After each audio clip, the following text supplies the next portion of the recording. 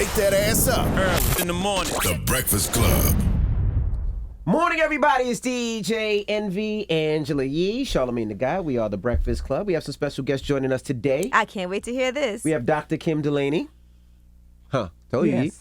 And we have Yvonne Mbanefo. Mbanefo. Oh my gosh. I was close. Yeah, you were close. It's just how it's spelled. It's the M, the Mbanefo. Well, Yeah. welcome, guys. Thank so much you. for Thank you joining for having today. us. Thank you for having us. Now, tell us We're talking about these Equiano stories. Equiano stories. Yeah, we've been watching it, and it's pretty dope how you guys have been putting it out there and creating So these creative. movies. So for people that don't know, explain what these are. Okay. Equiano Stories is part of a series of movies we're trying to make at Stellar Stories. Mm-hmm. So Stellar Stories, the first series is a series of 10 remarkable young people throughout history. So we're trying to get the history to the people. And our main target are young people. And as you know, the best place to get them is where they're at, which is social media. Mm-hmm. So that's why we're trying this new genre of, boy with the phone, girl with the phone kind of storytelling. So that we remove that idea of a director. So it's as if they're talking to you one-to-one. Mm-hmm. So we believe that's the easiest way to get to people and get people to learn without realizing they're learning. Now, How you did do this it- idea come about? Because it's fascinating to me watching these Instagram stories that are really educating you, but also entertaining you. So whose idea was this? Tell me how this whole thing happened. Well, that was before I joined Stellar Stories because I'm an executive there. But from what the founders said, they've been doing research, thinking of ways to, break that chain of if you don't read a book, you don't learn history. So I think from research and then finding out what's out there and, thinking of out of the box ways to, make movies accessible to everyone. So that's how, it just came about. And then with the first film was Eva Stories, which is a story about a young girl, Eva Heyman, who lived during the Holocaust. And, we turned her diary into a movie. So for each one we make, we perfect our craft. And how long is the movie? It's 80 minutes in total for Equiano movies. And why do you put it on? I seen it and I love the stories that I was watching. But why on the story? Because in the story, after 24 hours, it disappears. That's on. No. For Instagram, it doesn't disappear. Hmm? Yeah. So you can set in such a way that it's there. It's like underneath your The circle. picture. On the bottom? Oh, yeah. okay, yeah. 'cause On the I seen circle. story. Okay, I Yes. got So it. it's there. That's why we chose that. And we also have it on. We're about to launch it tomorrow on TikTok as well. Mm-hmm. Because one of Kim's people said, "Oh, why isn't it on TikTok?" No, that's Exactly. brilliant. Kids are- Chicago. That's what the Yeah, kids are. that's where the kids We are. think of everything. No, I Yeah. know, that's brilliant. That's because that's what the So kids are. what we That's do right. at Stellar Stories, we try to be reactive and we're not stuck to one kind of technology or platform. Where the people are, we go there. Now, everything is, of course, is cost, right? And although you guys are doing such a great thing, it has to be paid for somehow, some way. Usually when you sell it to a, TV show or something like that, there's commercials that pay the bills. So how are you guys, getting money? Is it donations to make sure that you guys can continue to tape and travel and do all those things? It's being funded. What we're trying to do is we're trying to get our name out there because we're not Disney, but we're trying to get to Disney levels. Okay. So the only way what we're trying to do is to get our name out there, and then we start. For now we're not commercializing it because first and foremost, the first one was a Holocaust. Second one about enslavement, which are very sensitive topics. So we're not commercializing that. Yeah, it's funded by a philanthropist. Yeah. A name for that philanthropist. It's a multi-million-dollar project. Yeah. It's a dream come true for DuSable and for myself. I'm a retired professor of African American Studies. This particular story is a story that I learned in AFAM Lit and then taught in AFAM Lit. So when it came to us to partner and consult on it, it was like a dream come true, especially on somebody else's dollar. That's what I told them. This is the best project I ever worked on because somebody else is paying for me to live my dream and teach African American studies to the world. So this is a true story. Let's talk It's a true about the story. story of Equiano. Yeah. So Equiano was a child in West Africa, right, in Nigeria, in Igbo land. And he was born in 1745. In 1756, he got kidnapped into slavery. But what's so beautiful about this story, and what's different about this story, is that normally the story starts in slavery. The power of this story and why I'm on the project is because when we tell our own stories, we start with humanity, right? So he told his own story. He was the first person to write his own slave narrative, right? The difference in his narrative and other narratives you see is that he begins it in Africa. We see the love of his family. We see culturally specific things. And in all the years that I taught African American studies, that's what I loved most about the story, that it started with his family. And that's what we wanted to tease out. So our particular telling of this story starts at age 11 and it ends at age 11. It's just that 11-year-old period of him. As Yvonne said, all of the stories Stella are attempting to tell with this particular project, they've committed to 10 stories, all told through the eyes of children. So we're passing the mic to kids to tell their own stories. Ava told her own stories, and now Equiano is telling his own story. Yeah, you get to see him with his mom, with his sister, living at home, you know, celebrating, having fun. Absolutely. Having fun, getting embarrassed by his parents dancing. And most of all, we also want to youths of today to relate to, you know, people that lived before. Right. So that they can say, oh, they lived normal lives. So I can relate to that, you know, hanging out with friends, going on sleepovers. Right, and he's actually talking like he's doing his Instagram stories like we do today, but you get to see it all play out. And it was hard because I knew what was going to happen. Yeah. You know, when they're like, do not talk to those people. We told you, don't talk to those people. That's what's hard. And so I'm like, man. You know what's powerful, though? That's the hard part. But the powerful part is at the end, we tell how he was successful. So he was able to save enough money to buy his own freedom, right? And then he did today what we would call crowdfunding, where he went to people and got money and self-published his own book. To be popular, a book had to do 2 runs. His book did 9. And then he used that power that he garnered to help end slavery, which England had the highest slave trade industry at the time. He used the power that he got from self-publishing, crowdfunding his book to help end slavery. And powerful. He also started what we know today as the book tour, because it's not just publishing the book. He had to go from place to place to convince people that enslavement is a bad thing and that you know what it was doing to his fellow African countrymen. So he used that book as a tool whilst going from place to place to you know, garner support. You know, I did not know this story before. Yeah, most people did. Not many people I was did. like, I don't know if it was just me, but I definitely... No, most people did. Yeah, I had to Google it to see, you know, that this was a true story at first when I started watching it. And this is just one of the stories that go, you know, underground that people never know about. And in the Black community, we all need, young and old, we all need role models, you know, to look up to, whether, you know, alive or dead. When you think about it, he's kind of like a Frederick Douglass type of figure, right? But we don't know about him. But that's the goal of the DuSable Museum, where I am the director of education and programs. In Chicago. Yes, in Chicago. And the goal is to bring out all these stories. In Black Studies, we call it the deconstruction and reconstruction of narratives, right? So we deconstruct those narratives and then add our voice to reconstruct a broader, wider narrative, and that's what we're doing with this Equiano thing. What do you think about how in schools now they're trying to say that if other white kids feel uncomfortable or students feel uncomfortable learning about, you know, Black history, they shouldn't teach that in schools? And you see what's been happening. I don't know. What y'all want, the bang first or you want the politeness? Go ahead. Say what you're going to say. Yeah. So for me... Okay, let me start with this story.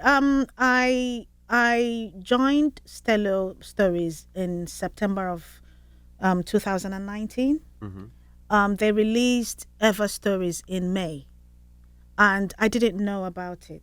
I didn't know that my daughter, who is African, British Nigerian, watched Ever Stories, was so wowed at it. This is a story about Holocaust, a Black girl watching it. And then when I told her, I just, you know, got invited to join this company, I said, I watched, you know, the first one, Ever Stories. You know how teenagers just... And that got how many views? 300 million. It got 300 million in 48 2 days. In 2 days. Yes. In 2 days. In 2 days. Okay. Yes, 300. So this is a black girl living in England, learning about Holocaust.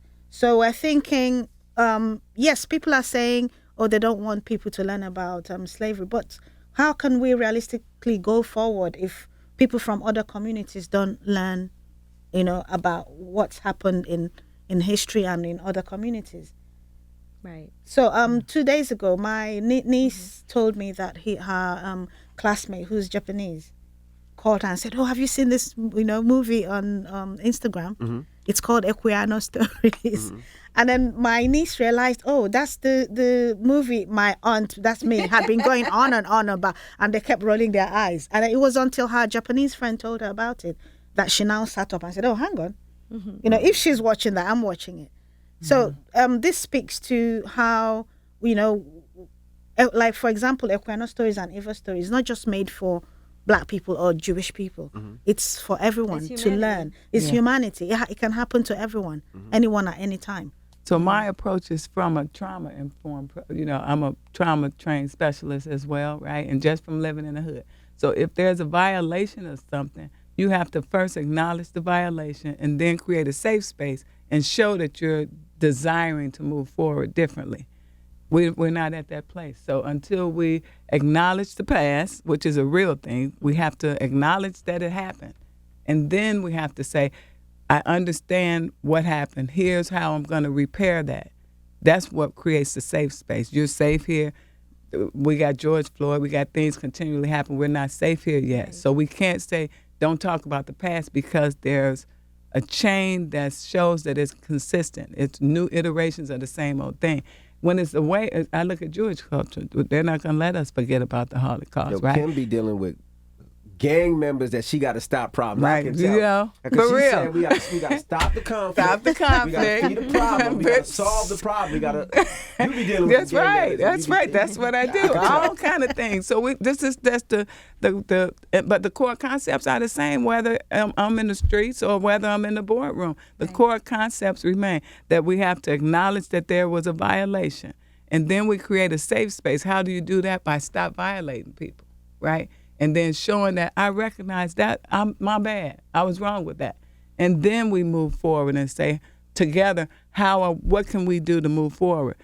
America is still to me, it's like a young teenager. America is wild and still like a young teenager, still misbehaving. It's not mature enough yet to say, forget your past and you get the right to just live freely without it. Because you're in the midst of still misbehaving. Yeah, I hear people saying, that wasn't me. I didn't do anything. Right. Why should I have to worry about reparations? Why should, that's what somebody else did. I have nothing to do with that. Right. Exactly. I saw something on Facebook once that someone said, I'm not asking you to apologize for what your ancestors did. I'm asking you to acknowledge that the systems that were set in place to oppress people are still harming people today. Absolutely. So, and I think that sums up everything. Because for people that, like you said, saying, oh, why should I apologize? I'm not telling you to apologize. Just admit that there is a problem.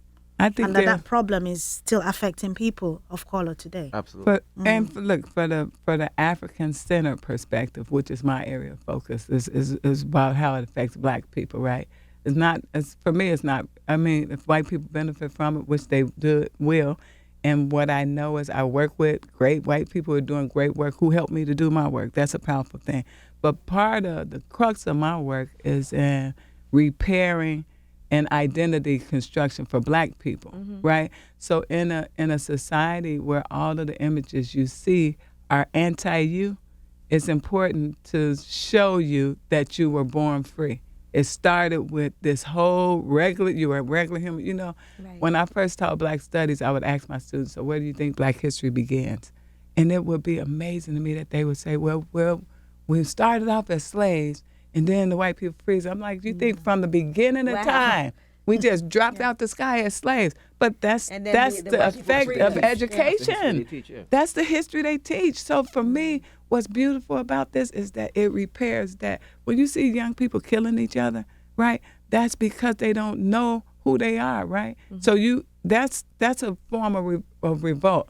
You're revolting against this system that is committing abstract violence on you. It's abstract violence is when you feel like you're constantly under attack. You can't readily identify who's doing it, but you just feel assaulted all the time, you know? What I'm hoping with Equiano and what I know it can do is when you know who you are, you know what you come from, it makes you move differently. For Black studies, the research is in. It shows if you know who you are, Black studies people do better. You know, I can name Black studies. Angela Bassett's Black studies major, Lonzo Mourning, Sanai Lathan. We could go down the line and look at people who learned about themselves, and it impacts their work differently. Where did you teach? Chicago State University. Chicago State. Let me ask you a question. You know, do you feel like students at first don't take African American studies as serious? Yes. Because I noticed that when you go into college, and I haven't been to college in a long time, the first thing you do is you see African American studies, you click that class because you're like, oh, this is gonna be an easy one. Right. Right. I did it. Yeah. And then when you get into it, you learn so much. You get turned on by it. Not turned on that way, but turned on because it fuels something that you want to learn more. That's right. And then you realize that what they've been teaching you all this beforehand is totally wrong. I see what you're doing. So my question to you as a professor, how do they get away with teaching wrong shit? Excuse my French. Yeah. How do they get away with it? Like they teach wrong stuff and these kids really believe it. Right. Because that's what we're taught. I see what you're doing though. You're trying to make me cry. But because that's my point. That's right. That's what Black Studies does. And what happens is it's Eurocentric. Education is Eurocentric. So the person who tells the story, they control the narrative, right? And you're going to be the victor. Of course, it's your story. So if it's your story, you tell the story, you tell it from your vantage point. That's why, you know, we got to respect that that's what it is.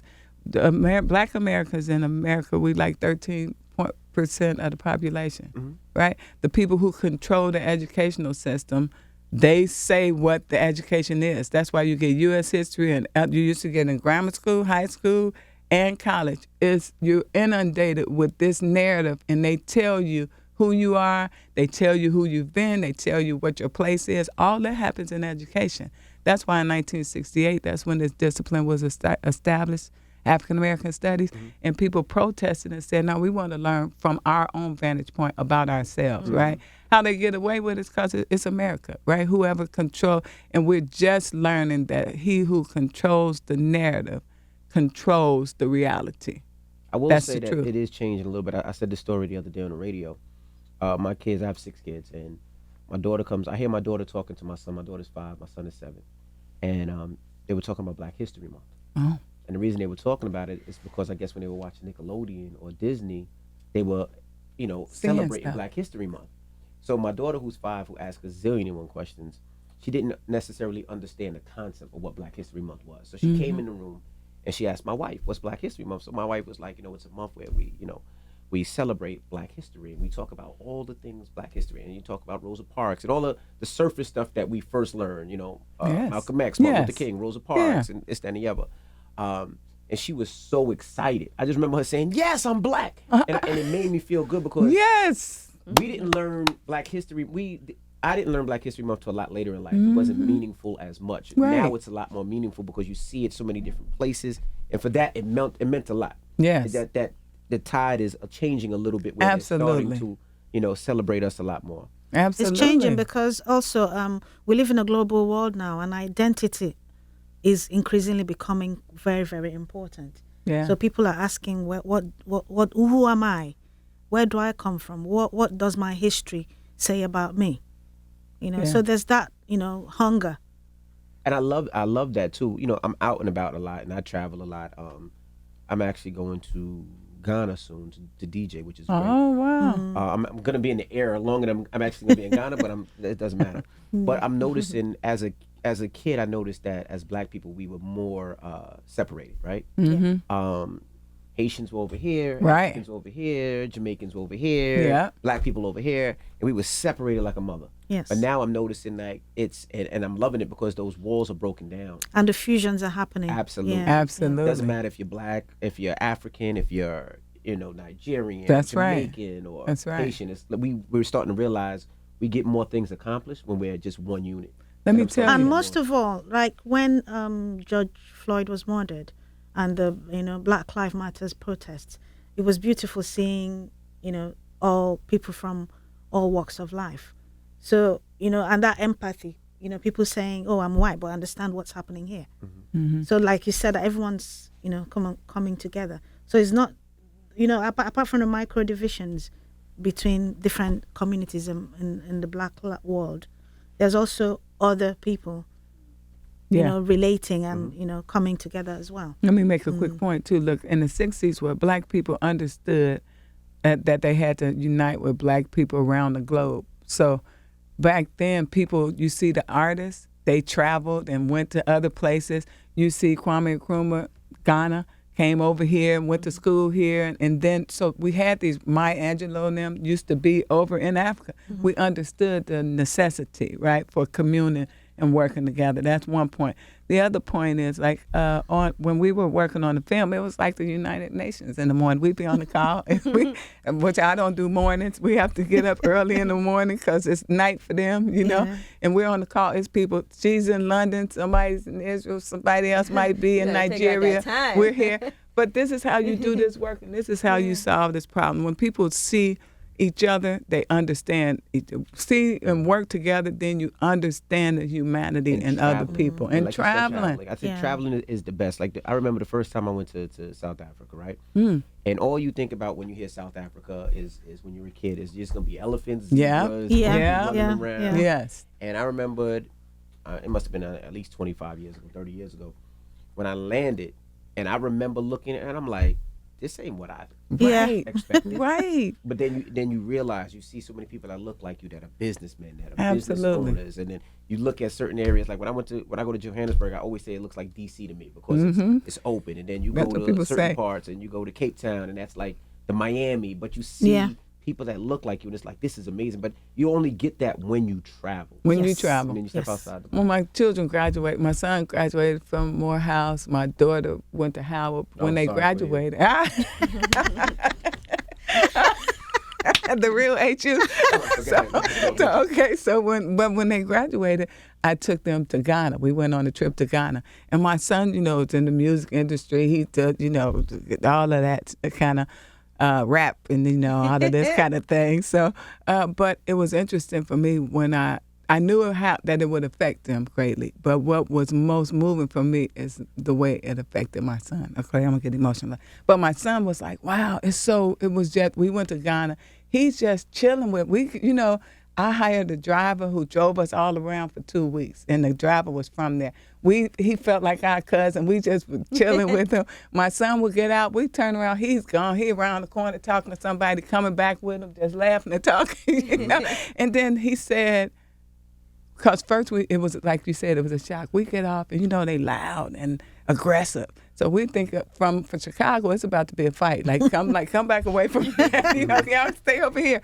But no, you see all this aggression. There's no fights. It's just the way we communicate. Nobody's murdered here. He ventured off somewhere, gave somebody his shoes and got this, this kind of thing. And I'll never forget, he said, it's just crazy over here to see that who we are is the majority.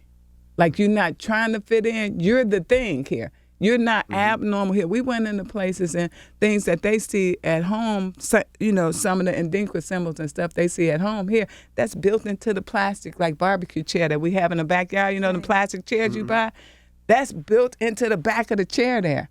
And we go to church and you got kente cloth built, the seats are made out of that. My kids was just like, it's like Wakanda. It's like the pre-Wakanda. It's beautiful and it's real, right? It's real. I made friends over there that I speak to for years still, and when they come here, I show them a good time. When they come over there, they take me out and teach me the history. It's just things that, I just think we need to travel more. Instead of sometimes taking that trip to Miami or taking that trip to Vegas. That's you go right. and you get such an experience to change your life. That's right. You don't learn until you venture out. So you venture out.